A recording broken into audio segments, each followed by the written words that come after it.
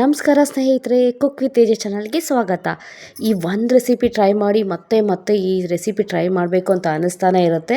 ಅದು ಯಾವುದೂ ಅಲ್ಲ, ನಾಟಿ ಕೋಳಿ ಸಾರು, ಅದು ಹಳ್ಳಿ ಶೈಲಿಯಲ್ಲಿ. ಬನ್ನಿ ಹೇಗೆ ಮಾಡೋದು ಅಂತ ನೋಡೋಣ. ಇದು ತುಂಬ ಸಿಂಪಲ್ ಇದೆ ಹಾಗೂ ಬ್ಯಾಚುಲರ್ಸ್ ಫ್ರೆಂಡ್ಲಿ ರೆಸಿಪಿ ಅಂತಲೇ ಹೇಳ್ಬೋದು. ಈಗ ನಾನು ಇಲ್ಲಿ ಒಂದು ಕುಕ್ಕರ್ ಇಟ್ಟು ಅದಕ್ಕೆ 2-3 ಟೇಬಲ್ ಸ್ಪೂನ್ ಎಣ್ಣೆ ಸೇರಿಸ್ತಾ ಇದ್ದೀನಿ. ಇದನ್ನು ನಾವು ಬಿಸಿ ಮಾಡ್ಕೊಳ್ಳೋಣ. ಈಗ ಎಣ್ಣೆ ಕಾದಿದೆ. ಈಗ ಎಣ್ಣೆಗೆ ನಾನು ಕರಿಬೇವಿನ ಸೊಪ್ಪು ಸಹ ಸೇರಿಸಿದ್ದೀನಿ. ಇದನ್ನು ಫ್ರೈ ಮಾಡ್ಕೊಳ್ಳೋಣ.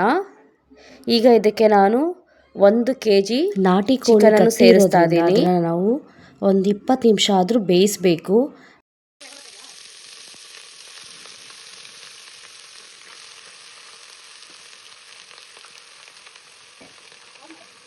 ಈಗ ಇದಕ್ಕೆ ನಾನು 1/4 ಟೇಬಲ್ ಸ್ಪೂನ್ ಉಪ್ಪು ಸೇರಿಸ್ತಾ ಇದ್ದೀನಿ. ಜೊತೆಗೆ 1/4 ಟೇಬಲ್ ಸ್ಪೂನ್ ಅರಿಶಿಣ ಪುಡಿ ಸಹ ಸೇರಿಸಿ ಚೆನ್ನಾಗಿ ಮಿಕ್ಸ್ ಮಾಡ್ತಾ ಇದ್ದೀವಿ. ಇದು ಚೆನ್ನಾಗಿ ಮಿಕ್ಸ್ ಆಗಿ ಬೇಯಬೇಕು, ಆಗಲೇ ಚಿಕನ್ ಹಸಿ ವಾಸನೆ ಹೋಗುತ್ತೆ. ಈಗ ಇದ್ರ ಜೊತೆಗೆ ನಾನು ಚಿಕನ್ ಮಸಾಲ ಸೇರಿಸಿ ಫ್ರೈ ಮಾಡ್ಕೋತಾ ಇದ್ದೀನಿ. 20 ನಿಮಿಷ ಬೇಯಿಸೋಕ್ಕಿಟ್ಟು ಈಗ ಪಕ್ಕದಲ್ಲೇ ಮಸಾಲೆ ರೆಡಿ ಮಾಡ್ಕೊಳ್ಳೋಣ ಚಿಕನ್ಗೆ. ಈಗ ಒಂದು ಬಾಣಲಿ ಇಟ್ಟು ಅದಕ್ಕೆ ನಾನು 2 ಟೇಬಲ್ ಸ್ಪೂನ್ ಎಣ್ಣೆ ಸೇರಿಸಿ ಬಿಸಿ ಮಾಡ್ಕೋತಾ ಇದ್ದೀನಿ. ಈಗ ಇದಕ್ಕೆ ನಾನು ಸಣ್ಣದಾಗಿ ಹಚ್ಚಿಟ್ಟಿರುವ 2 ಈರುಳ್ಳಿಯನ್ನು ಸೇರಿಸಿ ಫ್ರೈ ಮಾಡ್ಕೊಳ್ಳೋಣ.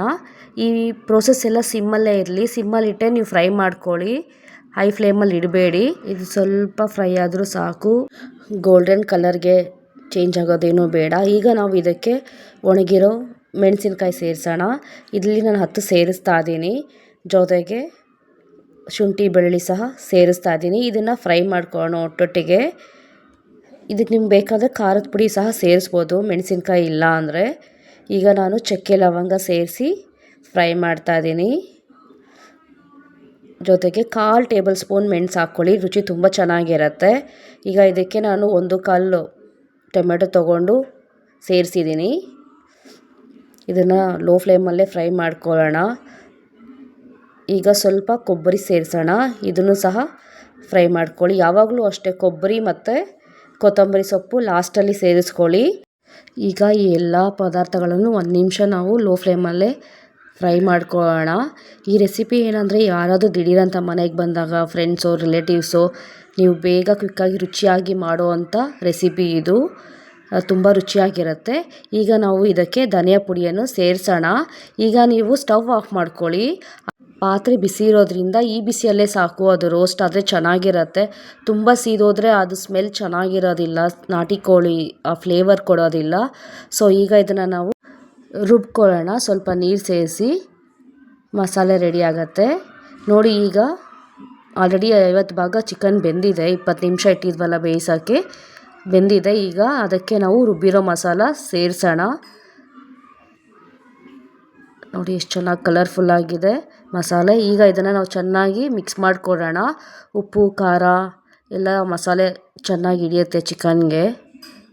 ಈಗ ನೀವು ಇದಕ್ಕೆ ನೀರು ಆ್ಯಡ್ ಮಾಡ್ಕೋಬೇಕು. ಕನ್ಸಿಸ್ಟೆನ್ಸಿ ನೋಡ್ಕೊಳ್ಳಿ. ಇಲ್ಲಿ ತುಂಬ ತಿಕ್ಕಾಗಿದೆ ಮಸಾಲ, ಅದಕ್ಕೆ ನಾನು ನೀರು ಸೇರಿಸ್ತಾ ಇದ್ದೀನಿ. ಇಲ್ಲಿ ಇಲ್ಲಾಂದರೂ ಒಂದು 2 ಗ್ಲಾಸ್ ಆದರೂ ನೀರು ಸೇರಿಸಿ, ಆಗ ತೆಳುವಾಗಿರುತ್ತೆ ಸಾರು. ತುಂಬ ಗಟ್ಟಿ ಇದ್ರೂ ಸಾರು ಚೆನ್ನಾಗಿರೋದಿಲ್ಲ ತಿನ್ನೋದಕ್ಕೆ. ಈಗ ಇದನ್ನು ನಾವು ಚೆನ್ನಾಗಿ ಕಲಿಸ್ಕೊಡೋಣ. ಈಗ ನೀವು ಇಲ್ಲಿ ನೋಡ್ಕೋಬೇಕು ರುಚಿ. ಉಪ್ಪು ಬೇಕಂದರೆ ಉಪ್ಪು ಸೇರಿಸ್ಕೋಬೋದು. ಖಾರ ನಿಮಗೆ ಸಾಕಾಗಿಲ್ಲ ಅಂದರೆ ನೀವು ಖಾರ ಸಹ ಸೇರಿಸ್ಕೋಬೋದು. ಖಾರದ ಪುಡಿ ಹಾಕ್ಕೋಬೋದು, ಅಚ್ಚ ಖಾರದ ಪುಡಿ. ಆವಾಗ ರುಚಿ ತುಂಬ ಚೆನ್ನಾಗಿರುತ್ತೆ. ನೀರು ಅಷ್ಟೇ, ಇಲ್ಲೇ ನೋಡ್ಕೊಬಿಡಿ ಕನ್ಸಿಸ್ಟೆನ್ಸಿ. ಜಾಸ್ತಿ ಇನ್ನೂ ನೀರು ಬೇಕಂದರೆ ನೀವು ಸೇರಿಸ್ಕೋಬೋದು, ಬೇಡ ಅಂದರೆ ನೀವು ಇಷ್ಟೇ ಸಾಕು ಅಂದರೆ ನೀವು ಇಡ್ಬೋದು. ಇದನ್ನು ನಾವು ಒಂದು 10 ನಿಮಿಷ ಆದರೂ ಕುದಿಯೋದಕ್ಕೆ ಬಿಡೋಣ. ಆಗಲೇ ಉಪ್ಪು ಖಾರ ಎಲ್ಲ ಚೆನ್ನಾಗಿ ಚಿಕನ್ನಿಗೆ ಸೇರುತ್ತೆ. ಈಗ ಇದನ್ನು ನಾವು 3 ವಿಸಿಲ್ ಕೂಗಿಸ್ಬೇಕು. ಯಾಕಂದರೆ ಚಿಕನ್ ಗಟ್ಟಿ ಇರೋದ್ರಿಂದ ಬೇಗ ಬೇಯೋದಿಲ್ಲ. 3 ವಿಸಿಲ್ ಕೂಗಿಸೋಣ. ನೋಡಿ 3 ವಿಸಿಲ್ ಆಗಿದೆ. ಗ್ರೇವಿ ಎಷ್ಟು ಚೆನ್ನಾಗಿದೆ ನೋಡಿ. ಈ ಥರ ಎಲ್ಲ ಸೈಡಲ್ಲಿ ಎಣ್ಣೆ ಬಿಟ್ಕೊಂಡಿದ್ರೆ ಗ್ರೇವಿ ಚೆನ್ನಾಗಾಗಿದೆ ಮತ್ತು ಚಿಕನ್ ಬೆಂದಿದೆ ಅಂತ ಅರ್ಥ. ಟೇಸ್ಟ್ ತುಂಬ ಚೆನ್ನಾಗಿರುತ್ತೆ. ಈ ಗ್ರೇವಿ ಮುದ್ದೆ ಮತ್ತು ಅನ್ನ ಜೊತೆಗೆ ತುಂಬ ಚೆನ್ನಾಗಿರುತ್ತೆ. ಕ್ವಿಕ್ ರೆಸಿಪಿ ಹಾಗೂ ಬಿಗಿನರ್ ಫ್ರೆಂಡ್ಲಿ ರೆಸಿಪಿ ಅಂತಲೇ ಹೇಳ್ಬೋದು. ಈ ರೆಸಿಪಿಯನ್ನು ನೀವು ಒಂದ್ಸಾರಿ ಆದರೂ ಟ್ರೈ ಮಾಡಿ, ತುಂಬ ಇಷ್ಟಪಡ್ತೀರಾ. ಈ ರೆಸಿಪಿ ನಿಮ್ಗೆ ಇಷ್ಟ ಆದರೆ ಲೈಕ್ ಮಾಡಿ, ಕಮೆಂಟ್ ಮಾಡಿ ಹಾಗೂ ಸಬ್ಸ್ಕ್ರೈಬ್ ಮಾಡಿ.